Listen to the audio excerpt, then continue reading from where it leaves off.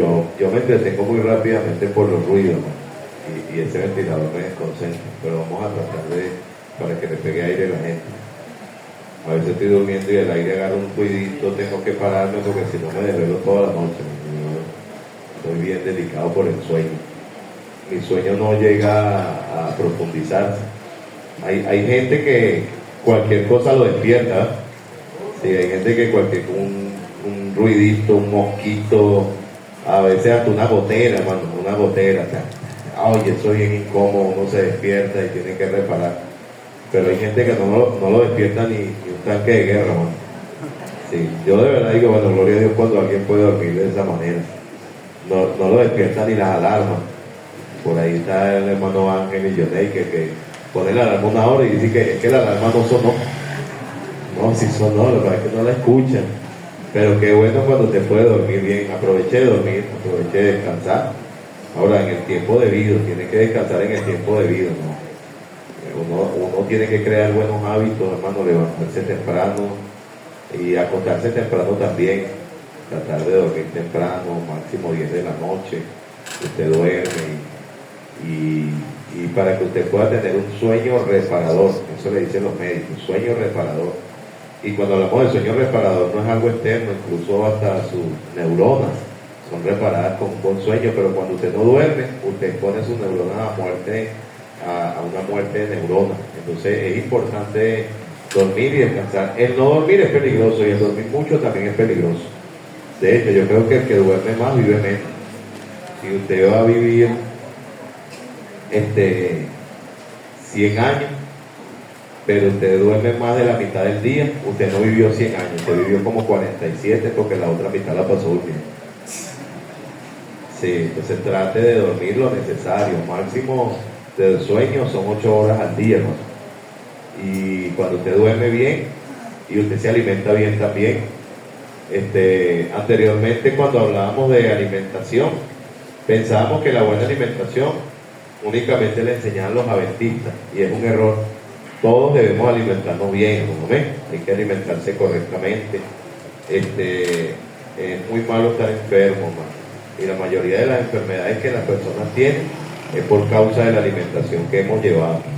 Si hay un dicho que tiene mucha verdad, es que anteriormente escuchábamos que decían, tú eres lo que comes. Y nosotros nos burlamos de eso, pero es la realidad, usted es lo que come. Entonces cuídese, hermano, para que tenga buena salud. No es tan cómodo ir para un hospital ahorita, ¿ya? No es cómodo ir a un hospital ahorita. El asunto hospitalario está difícil hoy en día, pero necesitamos tener buen cuidado, porque si usted sirve al Señor, a ver, ¿cuántos están sirviendo al Señor en esta mañana? ¿Cuántos sirven al Señor? Bueno, si usted se enferma no lo va a poder hacer más. Se va a tener que quedar acostado en una cama. Y entonces cuídese para que podamos seguir haciendo lo que el Señor nos mandó a hacer, predicar el Evangelio. ¿Ven? Somos participantes de la naturaleza divina. El hermano Henry un día me dijo, es que los cristianos son bien sinvergüenza. Se van a comer una hamburguesa con Coca-Cola y le dicen, vamos a darle gracias al Señor. Como que si el Señor te mandó a comer. Yo no había meditado eso hasta que el hermano Henry lo dijo. Oye, ¿verdad? Nos estamos destruyendo a nosotros mismos y nos excusamos dándole gracias a Dios. Usted sabe que a veces el tema de la cauterización funciona de esta manera.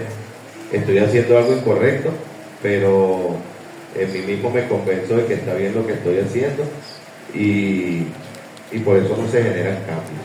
Segunda de Pedro, capítulo 1, versículo 3. Cuando lo consiga, le invito a colocarse sobre sus pies y que me acompañe en la lectura. Segunda de Pedro, capítulo 1, versículo 3.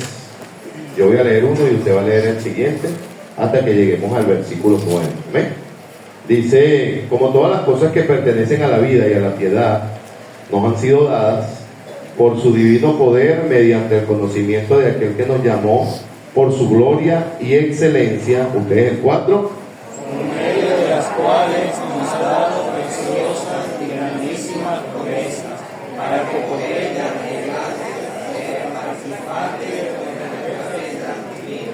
habiendo huido de la corrupción que hay en el mundo a causa de la concupiscencia, Este versículo es clave, hermano, en nuestro caminar con el Señor. Tú quieres saber exactamente que hay una evidencia de salvación en tu vida, léete este versículo detenidamente.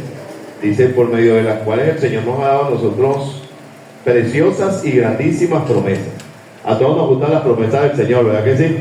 Hasta cantamos, todas las promesas del Señor Jesús son apoyo poderoso de mi fe. Pero ahora dice acá, para que por ella llegasen a ser partícipes de la naturaleza divina. Ahora, no solamente tenemos promesas, sino que como hijos de Dios, la simiente de Cristo mora en nosotros y somos partícipes de la naturaleza divina. Pero mira cuál es la condición, dice, habiendo huido de la corrupción que hay en el mundo. El mundo es corrupto. Amén. Hermano, ayer hablaba con una persona que se alejó del Señor y le hice una pregunta, le dije, ¿te ha ido bien en el mundo? Si te ha ido bien en el mundo, no salgas de allí, continúa. Pero si no te ha ido bien, ten la humildad de reconocer que en el mundo no nos va bien y acércate al Señor. A veces nos cuesta salir del mundo como que si el mundo ofrece muchas cosas buenas. Versículo 5 dice, vosotros también poniendo, ¿qué dice ahí? Toda diligencia. Por esto mismo añadí a nuestra fe virtud, a la virtud conocimiento. ¿Ustedes? Al conocimiento dominio propio, al dominio propio paciencia, a la paciencia piedad, a la piedad afecto fraternal y al afecto fraternal amor. Verso 8.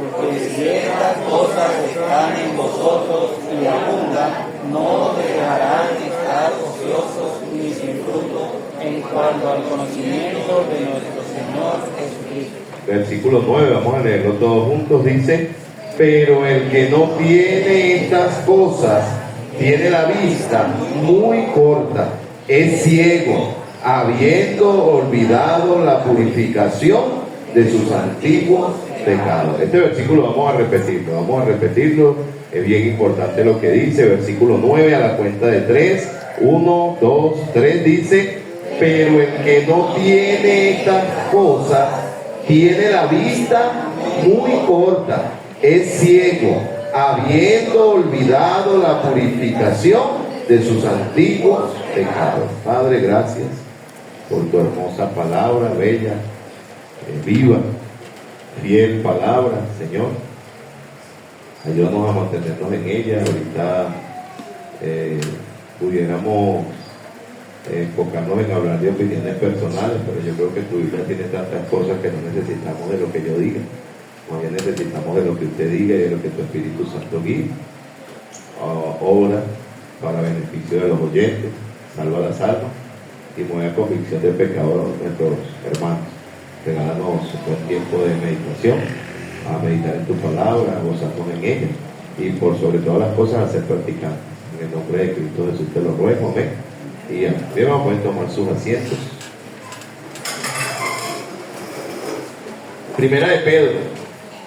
Segunda de Pedro, perdón. Se escribió en la época del emperador romano Nerón. Inició su sanguinaria persecución en contra de los cristianos. Primera de Pedro. Segunda de Pedro se escribió 2 o 3 años más tarde, entre el año 66 y el año 68 después de Cristo. Después que se intensificó la persecución.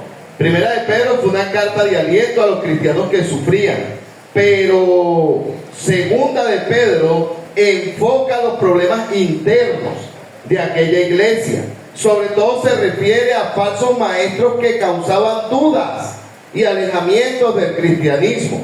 Segunda de Pedro combate sus herejías, denunciando los móviles malignos de los falsos maestros y reafirman la verdad cristiana. ¿Cuál es la verdad cristiana? La autoridad de las Escrituras, la primicia de la fe y la certeza del regreso de Cristo. Allí, hermano, debería de estar nuestras bases espirituales. Lo primero es la suficiencia de las Escrituras, la autoridad de la Biblia. ¿Ven? Usted y yo necesitamos otra autoridad que no sea la que esté en la palabra de Dios. La Biblia es suficiente. De hecho, cuando nosotros enseñamos bibliología en el Instituto Bíblico, en el Colegio Bíblico o en el seminario, enseñamos la suficiencia de las Escrituras.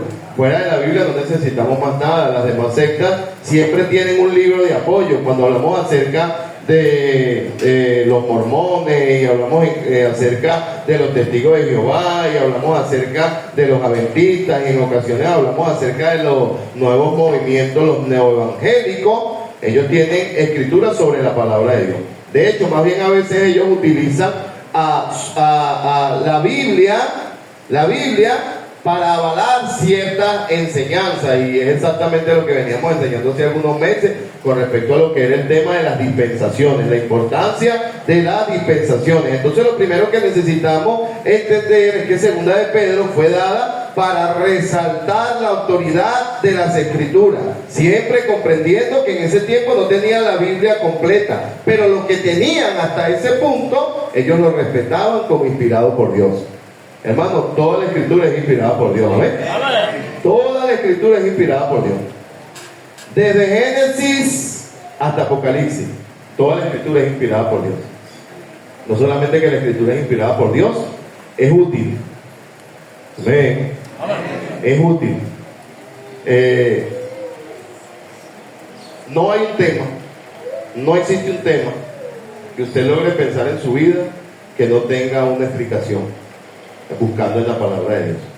O sea, lo que usted quiere explicar con respecto a lo que es la iglesia, la doctrina de la iglesia, con respecto a lo que es familia, esposa, esposo, hijo. Estamos orando porque quiero tomar algunas semanas para realizar algunos talleres matrimoniales. Queremos hacer talleres matrimoniales en la iglesia, hermano.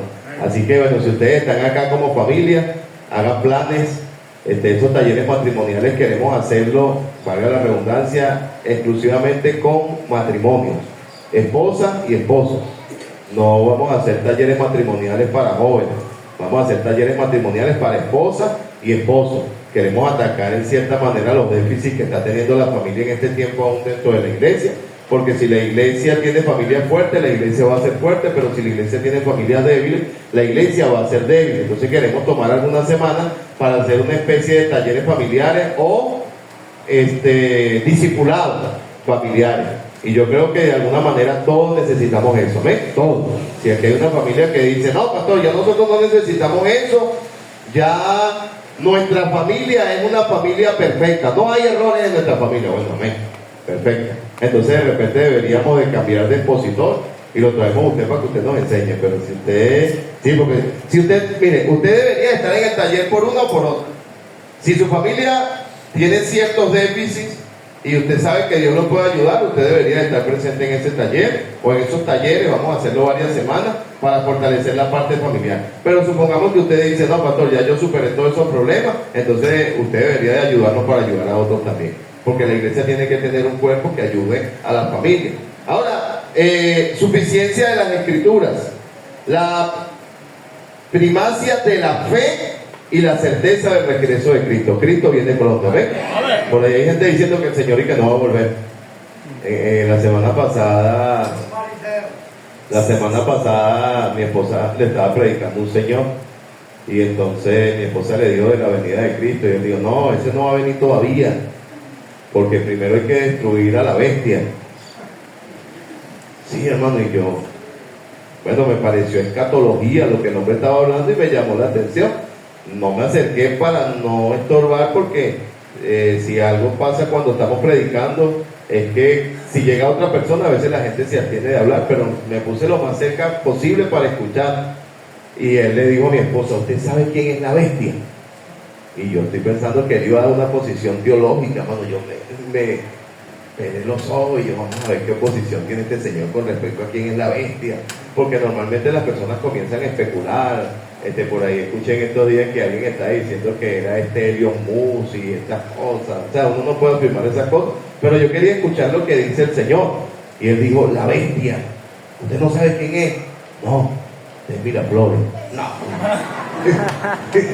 Ese hombre lo que habló fue de política, hermano. la gente se amarga, hermano, por el tema de la política. Usted y yo somos políticos, usted y yo somos hijos de Dios, ¿eh? No, hermano, ánimo, tenemos que servir al Señor. Y bueno, justamente Pedro nos manda a sujetarnos a las autoridades que están puestas, porque Dios de alguna manera lo permite. Entonces, tenemos suficiente material en la Biblia. El poder para crecer como cristiano no viene de dentro del hombre, sino que viene de parte de Dios. Como no tenemos los recursos para ser verdaderamente espirituales, porque ninguno de nosotros somos seres espirituales, somos seres carnales. El apóstol Pablo decía que somos vendidos al pecado. ¿Qué es más fácil hacer, lo bueno o lo malo? Siempre va a ser más fácil hacer lo malo. ¿Qué es lo más fácil de hacer? Vemos esta situación. Alguna persona tiene problemas para venir a la iglesia. Pastor, es que mira, tengo problemas para ir a la iglesia porque tengo un dolor de pierna, pastor, y bueno, le duele la pierna, le duele la cabeza, le duele las uñas. Pero el día lunes esa persona va a trabajar. Sí, la persona va a trabajar y yo creo que es correcto que usted vaya a trabajar. Solamente yo quiero que usted identifique que la lucha más grande está para servir al Señor, porque nosotros estamos vendidos a esta carne, hermano. Esta carne no se sujeta a Dios, ni tampoco quiere sujetarse al Señor, y por eso es que nosotros necesitamos aprender de la palabra de Dios para crecer. Ahora, como no tenemos dentro de nosotros mismos la fuerza espiritual, hermano, para buscar y acercarnos al Señor, la Biblia dice que el Señor nos ha hecho partícipes de la naturaleza divina de Él. Amén. Fuimos partícipes, fuimos hechos participantes de su naturaleza divina, en fin de protegernos del pecado y ayudarnos a vivir para Él. Cuando nacemos de nuevo, por medio de su Espíritu, Dios nos capacita con su propia bondad moral. Y ahora vamos a leer aquí mismo en 2 de Pedro, donde estamos leyendo capítulo 1, versículo 3 y versículo 4. Dice la palabra de Dios: como todas las cosas que pertenecen a la vida y a la piedad nos han sido dadas por su divino poder, mediante el conocimiento de aquel que nos llamó por su gloria y excelencia, por medio de las cuales nos ha dado preciosas y grandísimas promesas, para que por ellas llegaseis a ser participantes de la naturaleza divina. Hermano, la simiente de Cristo mora en nuestra vida, ¿ven? El Espíritu Santo mora en nosotros. Ahora, hay herramientas que el Señor nos ha entregado. Dice ahí en el versículo 3: como todas las cosas que pertenecen a la vida y a la piedad nos han sido dadas por su divino poder, por medio de Él. Y ahí hay una palabra clave. ¿Cuál es esta siguiente palabra que viene allí? ¿Por medio de qué? Del conocimiento. ¿Por medio de qué? Conocimiento. ¿Qué es el conocimiento? ¿Qué es el conocimiento? A ver, el saber, el entendimiento, ¿verdad que sí? O sea, la vida de nosotros como cristianos no va a crecer sin conocimiento. Tenemos que estudiar. Amén. Tenemos que leer la Escritura. Yo sé que cuando nosotros hablamos de cristianismo, a veces espiritualizamos todos los temas y parece que está desvinculado con respecto a lo que es nuestro caminar secular. Es como cuando una persona es estudiante, ¿verdad? El estudiante quiere decir alguien que se preparó previamente para responder a alguna situación, pero la persona es estudiante y no estudia. La persona dice ser estudiante y no estudia. Y él espiritualiza su irresponsabilidad. Él va a espiritualizar su irresponsabilidad diciendo: mañana tengo un examen, voy a orar al Señor para pasarlo, pero no estudio. Pregunto, ¿es correcto hacer eso? No, la persona tiene que estudiar. Estudiante, tú tienes que estudiar, prepararte, tener allí a la mano todo. De repente es un examen muy amplio y estudiar algún tema. Oye, Señor, permite que las preguntas que yo me estudié sean las que salgan en el examen, por ejemplo. Permita que la pregunta que yo me estudié sea la que salgan en el examen. O de repente estudiar el tema y orar y decirle: Señor, cuando yo esté ahí en pleno examen, recuérdame qué fue lo que yo estudié. Esa es la manera. Como cristianos pasa lo mismo. A veces, hermanos, nosotros no estudiamos la Biblia, no pasamos tiempo con el Señor, se nos presentan ciertas situaciones dentro de nuestra vida y le decimos: Señor, ayúdame. ¿Y cómo el Señor te va a ayudar? Dándote herramientas previamente para que tú puedas enfrentarte a la dificultad que viene en el futuro. Por eso es que es importante estudiar la Biblia. ¿Ves? La Biblia no es de interpretación privada. Amén. A mí me parece, no es lo que a ti te parezca. La Biblia no es de interpretación privada, sino que los santos hombres de Dios hablando, siendo inspirados. Yo no puedo pararme aquí a dar mi punto de vista de lo que dice la Escritura, porque la Biblia tiene un sentido literal. Y cuando yo comienzo a dar mi punto de vista, yo me hago propenso a exponer una falsa doctrina o una herejía escritural. Y por eso es que es importante, hermano, que nosotros podamos estudiar la palabra de Dios. Hay luchas en el hogar, la Biblia tiene la respuesta para eso. Hay luchas con los hijos, la Biblia tiene la respuesta para eso. Hay luchas en la finanza, Dios y la Biblia tienen respuesta para ayudarte aún y en tu finanza. Pero andamos batallando y chocando con el mismo tema porque no estamos estudiando, y el diablo quiere que tú te emociones, pero no quiere que tú estudies. Si la gente le gustan esos servicios donde salen emocionados, levantamos la mano, nos bataqueamos, ay, nos sentimos como que estaba lloviendo escarchita, pero saliste sin conocimiento. Eso es lo que quiere el diablo. Que la gente no tenga el conocimiento de la forma en la que Dios hace las cosas. Dice allí la palabra de Dios, en ese versículo que acabamos de leer, como todas las cosas que pertenecen a la vida y a la piedad, nos han sido dadas por su divino poder, ¿mediante qué? Conocimiento. Hay que estudiar. De aquel que nos llamó por su gloria y excelencia, por medio de las cuales nos ha dado preciosas y grandísimas promesas, para que por ella llegases a ser participantes de la naturaleza divina. El poder de crecer no viene de nuestro interior, sino que viene de Dios. Como no tenemos los recursos para ser verdaderamente espirituales, Dios permite que seamos participantes de su naturaleza divina, a fin de protegernos con su propia bondad moral. Vamos a leer algunos versículos. Juan capítulo 3. Versículo 6. Juan 3:6 dice: lo que es nacido de la carne, ¿qué dice la Biblia? Lo que es nacido del Espíritu, sencillo. Lo que es nacido de la carne, carne es; lo que es nacido del Espíritu, Espíritu es. Hay que hacerlo a la manera de Dios. Juan capítulo 14. Vamos a ir a Juan 14.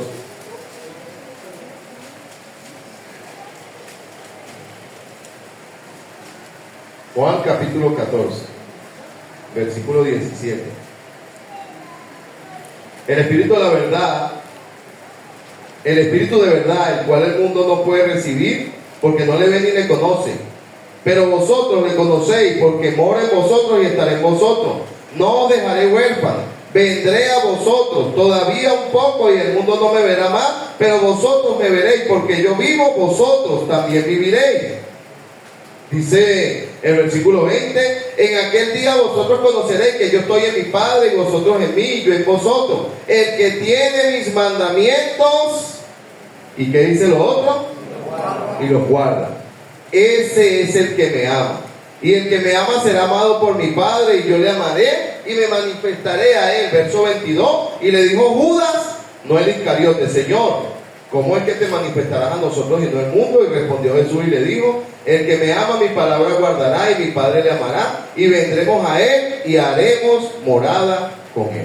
Entonces allí, hermano, exactamente está la persona del Espíritu Santo, que a propósito, el Espíritu Santo es Dios. Amén. Amén. El Padre es Dios, el Hijo es Dios y el Espíritu Santo es Dios. No es como dicen algunas versiones, era un Dios. No, él no era un Dios, él es Dios. El Padre es Dios, el Hijo es Dios y el Espíritu Santo es Dios. Amén. Cuando tú crees, dice que el Espíritu Santo viene a morar en tu vida. Amén. O sea que Dios habita en tu vida. Dios habita en ti. He escuchado, ¿verdad, hermano?, cualquier cantidad de explicaciones como este tema, pero recuérdate lo que nos dijo Juan capítulo 3 versículo 6: lo que es nacido de la carne, carne es; y lo que es nacido del Espíritu, Espíritu es. El viento sopla de donde quiere y va donde quiere. Nosotros no podemos dar ciertas explicaciones, pero sí sabemos que el Espíritu Santo mora en nosotros. Amén. Segunda de Corintios 5 versículo 21. Dice la palabra de Dios: al que no conoció pecado por nosotros, es segunda, sí, 5:21. Al que no conoció pecado por nosotros se hizo pecado para que nosotros fuéramos hechos justicia de Dios en él. Y primera de Pedro, donde estamos ahorita, 1:22, primera de Pedro 1, versículo 22, no segunda, sino primera. Dice, habiendo purificado vuestras almas por la obediencia a la verdad mediante el Espíritu, para que el amor fraternal nos virgío, amados los unos a los otros entrañablemente, de corazón puro, siendo renacidos no de simiente corruptible, sino de incorruptible por la palabra de Dios, que vive y permanece para siempre. Nuevamente ahí vamos a encontrar que es por la palabra de Dios. La garantía de nuestro crecimiento como creyente no depende de fuerzas humanas, sino de la disposición de dejar al Señor actuar en nosotros. Amén. Hermano, cuando nosotros escuchamos una predicación y nos resistimos, no nos estamos resistiendo al predicador, nos estamos resistiendo en contra de Dios. Sí, y acá dice la palabra de Dios, hermano, que la garantía de nuestro crecimiento viene a través de la disposición del aprendizaje. Ahí en primera de Pedro, capítulo 1, versículo 5, nos da un versículo clave. Segunda de Pedro, capítulo 1, versículo 5, hay algo bien importante que necesitamos entender. Dice la palabra de Dios, vosotros también poniendo toda diligencia, por eso mismo añadid a vuestra fe virtud, y nos da una lista. La diligencia es importante, lo que necesitamos para que nuestra vida glorifique al Señor, y es necesario que pongamos toda diligencia. La expresión toda diligencia viene de una palabra original que significa tener toda velocidad. A veces, cuando hablamos de caminar con el Señor, decimos poco a poco, pero cuando hablamos de dinero, sí queremos poner toda diligencia. Sí, cuando hablamos de hacer cosas para nuestra casa, queremos hacerlo corriendo. Pero cuando queremos hacer las cosas para el Señor, ahora sí queremos hacerlo poco a poco. Pues Pedro dice, poniendo toda diligencia. Es poner solicitud, es poner disposición, es poner interés, es poner velocidad. Mi hermano, uno de mis hermanos tenía muy poco estudioso, a él no le gustaba estudiar. En primer grado, cuando raspaban a los muchachitos en la escuela, en primer grado él lo hizo como 3 veces, en primer grado. Segundo grado tuvo 2 veces, tercer grado tuvo 2 veces, cuarto grado tuvo 2 veces, quinto grado tuvo 1 vez y el maestro le dijo, no, ya, que se vaya. Recuerdo que en ese tiempo estaba el maestro Chenao terrible. Y Chenao dijo, dale su papel de sexto grado a ese muchacho porque se va a salir director de la escuela. Y para él era normal. No estudiar para él era normal. Hay cristianos que piensan que no estudiar es normal. No, hermano, tienes que estudiar la palabra de Dios. Y tienes que hacerlo con diligencia. La Biblia dice en el libro de Proverbios, si como la plata, si como la plata la buscares, la escudriñares como a tesoro. Buscar el conocimiento dentro de la palabra de Dios. Óigame, los cristianos que nos antecedían tenían muy poco material para estudiar y sin embargo eran gente diligente. Compraban libros, buscaban manuales, buscaban diccionarios bíblicos, otros buscaban comentarios. Es importante también entender el tema de los comentarios. Hay gente que de repente puede dar 100% de veracidad a todo lo que dice un comentario o a todo lo que dice un predicador. Nosotros siempre tenemos que dar 100% de veracidad a lo que dice la Biblia, a lo que dice la Escritura. Pero nuestra generación no tiene ese problema. Nuestra generación tiene la posibilidad hoy de estudiar mucho más que lo que estudiaron los que nos antecedieron. Pero se ha levantado una generación que no escudriña las Escrituras. No escudriña la palabra de Dios. Ahora dice poniendo toda diligencia y ahora dice añadir. ¿Quién de ustedes ha preparado una torta? ¿Quién ha hecho una torta? A ver, las hermanas. Bueno, hay algunos hermanos que también hacen torta, ¿verdad? Pero usted cuando va a hacer la torta, usted sabe que eso tiene que tener una mezcla de distintos ingredientes, ¿verdad que sí? Lleva harina, lleva su huevo, lleva el azúcar, llega el líquido que en ocasiones le echan leche, otros le echan refresco. No se lo puede echar, no, me provocó echarle 15 huevos a la torta y tírale 4 kilos de azúcar, 1 kilo de harina. No, eso no va a funcionar. Tiene que tener una justa medida. Yo no sé cuál es la medida, pero sé que tiene que tener una justa medida. De la misma manera, hermano, las virtudes que tienen que desarrollarse en su vida, ninguna puede faltar. Si usted va a cocinar una torta, usted va a hacer un pollo, usted agarró, puso su pollo en la olla, usted le tiró el tomate, le tiró la cebolla, le tiró el ají, pero usted se le olvidó echarle agua. ¿Cómo quedaría eso? Malo, se quema, ¿verdad? No funciona. O le olvidó echarle la sal. Tiene todos los ingredientes, pero no le echó sal. No va a funcionar.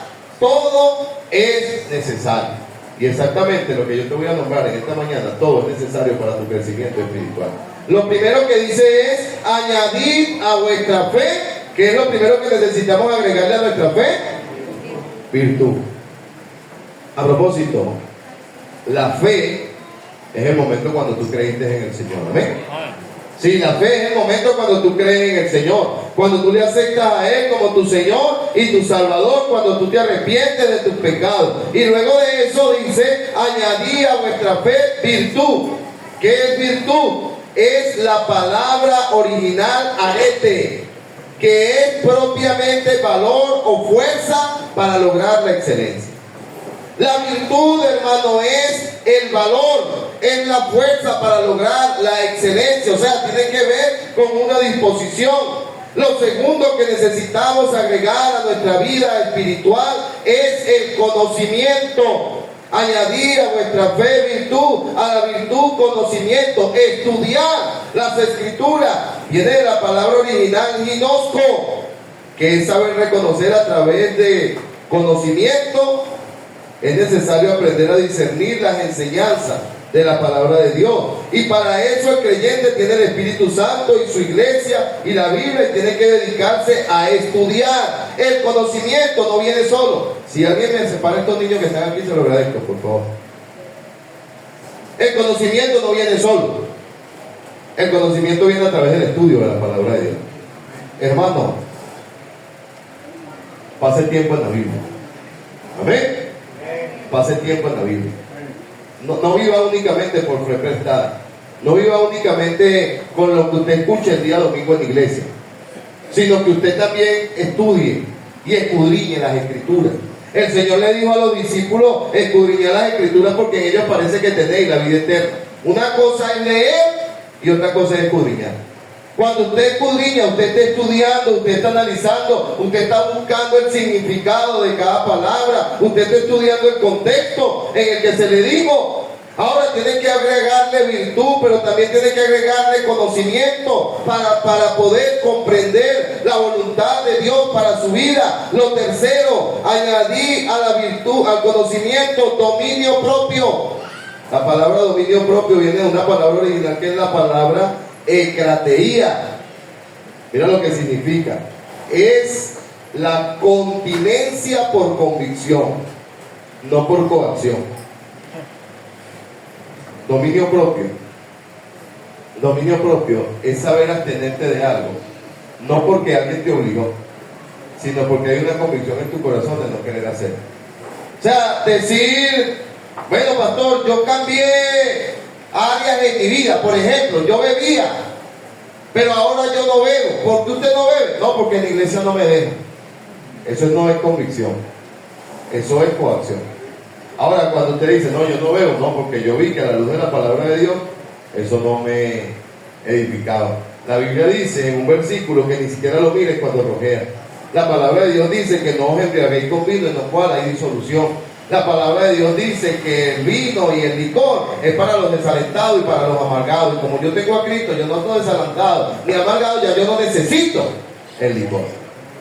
Cambié mi vestimenta, pastor. Por ejemplo, yo antes normalmente siempre usaba jean y franela y zapatos de goma. Y yo ahora cuando vengo a la iglesia yo trato de ponerme mi ropita de vestir porque yo quiero representar. Es bonito. Mira, hermano. Mucho dentro de nuestro país ha perdido seriedad. Yo crecí con mi abuelo. Mi abuelo era el portero del banco consolidado, era mi abuelo. Mi abuelo era el portero del banco consolidado, pero mi abuelo no era cualquier portero. Yo creo que mi abuelo era el mejor portero, ¿no? Sí, él era el que abría el banco. Y mi abuelo para abrir el banco siempre tenía su pantalón bien planchadito, una camisa blanca y él cargaba un portafolio. Hermano, parecía más bien el gerente del banco. ¿Tú sabes por qué? Te voy a explicar por qué. Porque cuando mi abuelo llegaba a abrir el banco, en la puerta del banco ya habían personas esperando para entrar. Y era necesario que la persona que abría el banco diera una buena impresión a los clientes. Y cuando llegaba ese viejito tan elegante, mi abuelo tenía 2 dientes de oro. Mi abuelo era un hombre sumamente educado, llegaba, buenos días, ya vamos a abrir. Abría, cualquiera pensaría que era el gerente. No, mi abuelo simplemente era el que abría el banco y a veces se hacía trabajo como de cartero del banco. Hoy en día tú llegas a un banco y consigues al gerente en flanela y gorra. O sea, ¿cómo tú le dejas tu dinero a una persona que no está representando seriedad? A mí me encanta que los mujeres estén bien preparados, que las maestras de escuela dominical estén correctamente presentadas. Porque cuando una persona llega a la iglesia, lo primero que se fija es de lo que están al frente. Y se consigue en la puerta de la iglesia un hombre con franela y zapatos de goma, está diciendo, no, aquí es normal, pero es importante representar seriedad. Estamos viendo, cuando pasamos por ahí, incluso por frente de los testigos de Jehová, un poco de hombres con saco y con partó, porque ellos están intentando representar algo que son. Hermano, yo creo que nuestra vestimenta y nuestra manera de presentarnos nos va a demostrar exactamente el nivel en que consideramos que está nuestro Dios. Y allí, hermano, pero no tiene que ser porque el pastor mandó, tiene que ser por una convicción. Cuando una persona cambia la música que oye, debe de ser por convicción. Cuando una persona cambia la vestimenta, debe de ser por convicción. Cuando una persona cambia los hábitos que tenía, tiene que ser por convicción y no porque otra persona se lo imponga. De hecho, la Biblia dice a los pastores, cuidando de la iglesia y de Dios, no por fuerza, sino voluntariamente. Yo quiero que usted cambie, pero yo no lo puedo obligar a usted a cambiar. Yo quiero que usted esté ganando almas, pero yo no lo puedo obligar a usted a ganar almas. Yo quiero que usted sirva al Señor, pero yo no puedo obligarle a usted a servir al Señor. Y eso nos lleva a la siguiente virtud. Añadir a la fe virtud, a la virtud conocimiento, al conocimiento dominio propio y al dominio propio paciencia. Amén. Somos bien impacientes. Yo soy un vivo ejemplo de la falta de paciencia. Hermano, a mí me gusta que las cosas se hagan rápido. Mira, yo lucho cuando yo mando a hacer algo y la gente sale con esa paciencia. Pasan 5 o 10 minutos. ¿Qué pasó? ¿Ya fuiste? No, ya me estoy preparando para ir. Y Dios en eso ha probado mi paciencia, Dios ha probado mi carácter y a veces tengo que, está bien, todos no van a correr al ritmo que yo voy. Porque es necesario que haya paciencia en nuestra vida. La palabra paciencia es la palabra original hupomone, que dice resistencia y aguante con alegría. Resistencia y aguante con alegría.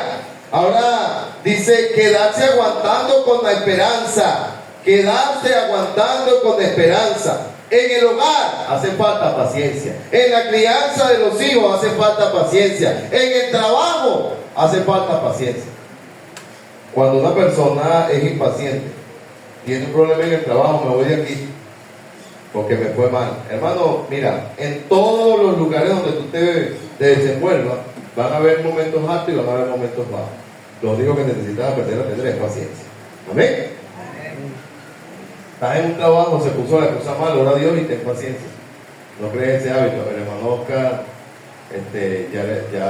ya va a ser jubilado. 30 y pico de años haciendo lo mismo, el mismo oficio, paciencia. No se rindió. Hubieron momentos buenos, hubieron momentos malos, hubieron altas, hubieron bajas, pero ahí se mantuvo haciendo lo que le mandaron. Y el cristiano tiene que tener paciencia. Ahora, no solamente la paciencia, sino que dice que a la paciencia hay que agregarle piedad. La palabra eusebia, que es reverencia y devoción en la fe. Necesitamos ser personas piadosas, reverentes delante de Dios. Hermano, entiéndame algo. La Biblia es un lugar, o la iglesia es un lugar donde deberíamos de tener reverencia. ¿Ven? ¿Sí? La gente entra al cine y tiene que poner su teléfono en silencio y en ocasiones tiene que apagarlo. Y yo no he escuchado a nadie diciéndole al portero del cine, no, yo no le voy a bajar volumen a mi teléfono, eso es mío. Todo el mundo le baja volumen al teléfono. Es más, la gente cuando va al cine a veces deja el teléfono en el carro. Déjalo ahí, está mal. Pero en la iglesia no tenemos esa reverencia. Y tenemos que tener la reverencia. De repente se está predicando la palabra de Dios, hermano, y no tenemos la reverencia de estar pendiente. Aparte de reverencia, yo creo que es la norma del buen oyente, ver a la persona que está hablando. Nos ponemos a hablar entre nosotros y a echar cuentos entre nosotros. Y la Biblia dice que debe de haber reverencia en nuestro caminar con el Señor. Dice allí la palabra de Dios que debemos agregar paciencia, pero también debemos agregar piedad. Y a la piedad agregarle afecto fraternal. Filadelfia, amor entre los hermanos. Hermano, yo le digo algo. Cualquiera de ustedes pasa por una dificultad y en nuestro corazón nosotros lloramos al Señor, pidiéndole por ustedes. La iglesia tiene que tener ese sentido. Bueno, ese fue él. No, hermano, si un hermano suyo pasa por una necesidad, nosotros necesitamos también abocarnos a ese al problema que tenga el hermano. Al afecto fraternal, amor. Y el amor que nos muestra la Biblia es el amor de Dios. Después dice algo tan importante, ya vamos a terminar, 2 de Pedro, capítulo 2, 1, versículo 8. Resultado de tener esas cualidades en nuestra vida, porque si estas cosas están en vosotros y abundan, no nos dejarán estar ociosos y sin fruto en cuanto al conocimiento de nuestro Señor Jesucristo. ¿Qué quiere decir? Que si en tu vida no hay virtudes, que si en tu vida no hay conocimiento, que si en tu vida no hay dominio propio, que si en tu vida no hay paciencia, que si no llevas una vida piadosa, que si no hay afecto fraternal y no hay amor, vas a estar ocioso y sin fruto. Y Dios no te creó a ti para que andes ocioso y sin fruto. Dice la Biblia, no me elegiste vosotros a mí, sino que yo me elegí a vosotros y os he puesto para que vayáis y llevéis fruto y vuestro fruto permanezca. Así que ser un cristiano infructífero es pecado. Cualidades del que no practica tales cosas. Ahí, ¿verdad? En el versículo 9, lo acabamos de leer, dice, pero el que no tiene estas cosas, tiene la vista muy corta. Tiene la vista muy corta. Yo anteriormente tenía una Biblia chiquitica. Y después me compré un poquito más grande. Ya vine por donde voy, bueno, ya parece pergamino. Cada vez mi vista falla más. Y me niego a ponerme lente.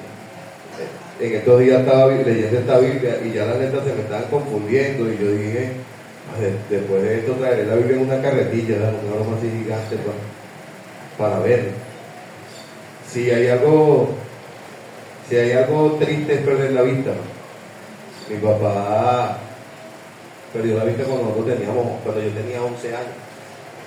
Y eso cambió la vida de nosotros como familia de manera increíble, cambió el ánimo de mi papá, gracias al Señor que fue Dios haciéndolo. Nosotros llegamos acá a La Cabrera y al año mi papá perdió la vista, pero ya conocíamos del Señor. Y como conocíamos del Señor, bueno, nos refugiamos en el Señor y gracias a Dios nuestra familia está allí. Pero cuando un cristiano pierde su visión espiritual, allí sí es delicado. Sí, dice, el que no tiene estas cosas tiene la vista muy corta y es ciego y olvida la purificación de sus antiguos pecados. ¿Y cómo sabemos que lo olvida? Porque vuelve a practicar cosas que no debería de practicar. El consejo de Pedro, lo vemos en el versículo 10 y ahí terminamos, dice, por lo cual, hermanos, tanto más procurar hacer firme vuestra vocación y elección, porque haciendo estas cosas no caeréis jamás. Cristianos, dedícate a desarrollar virtudes en tu vida, dedícate a desarrollar conocimiento, lucha por tener dominio propio. No, pastor, es que yo no tengo paciencia, mire, yo soy bien explosivo. La Biblia dice que Dios no nos ha dado espíritu de cobardía, sino de poder, amor y de dominio propio. La paciencia es importante. Vivir una vida piadosa no es únicamente para los pastores. Todos los cristianos deberían de vivir una vida piadosa en todo su caminar. El afecto fraternal. Hermanos, ¿qué implica el afecto fraternal? Carencia de corrección. Eso no implica eso. Mira, van a llegar momentos donde como cristianos tenemos la libertad de llamarnos la atención mutuamente. Pero eso no implica que no nos amemos. De hecho, te corrijo porque te amo y no quiero que lo hagas mal. Nos corregimos de esa manera. porque el afecto fraternal nos guía a esa manera. Y recuerden que la Biblia dice que es mejor la reprensión manifiesta que el amor oculto. A veces sabemos lo que todos están haciendo mal, pero no somos capaces de corregirlo, y hay que corregirlo de la manera que Dios nos manda. Y por último, el amor entre hermanos. Esas son las cualidades que deben definir un cristiano fructífero en las manos de Dios. Vamos a ver. Padre, gracias